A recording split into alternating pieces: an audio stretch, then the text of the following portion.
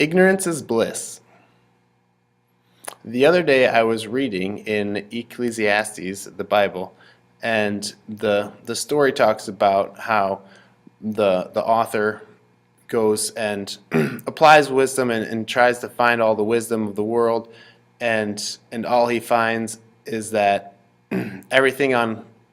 everything on earth is meaningless, and it's considered to be chasing after the wind, because at the everything you do on earth at the end of your life, you can't take any of it with you, so everything that we do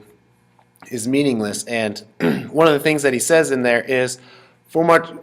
with much wisdom comes much sorrow, and the more knowledge, the more grief. So I read that the other day, and today the idea of, or the old saying that ignorance is bliss, came to my head, and I was reminded of the book of Ecclesiastes, and how it's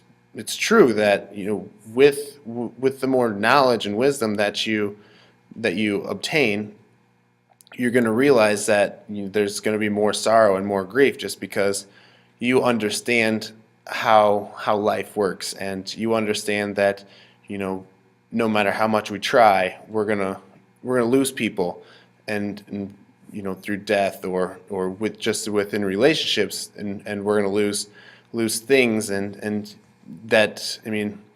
he's just saying that in the book, again, it's all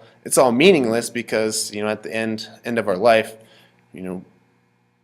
nothing on this earth really matters, because we don't get to take it with us. And the more that we realize this, and start to understand the world and how it works, and that all the politics, all the money you make, it really doesn't matter, because there's a bigger picture, and there's heaven and hell. And so all that material stuff, and the stuff that is important on this earth is not important in the next life. So again, ignorance is bliss, because the more wisdom that you obtain, the more sorrow you'll feel, and the more grief you'll begin to understand. Now, with that being said, the more knowledge and the more wisdom that you get, the more sorrow and grief you'll obtain also. The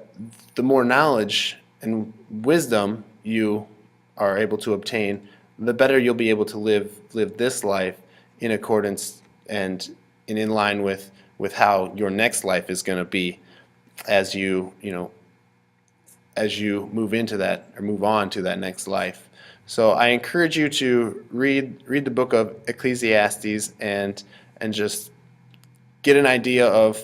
what that author is talking about, in terms of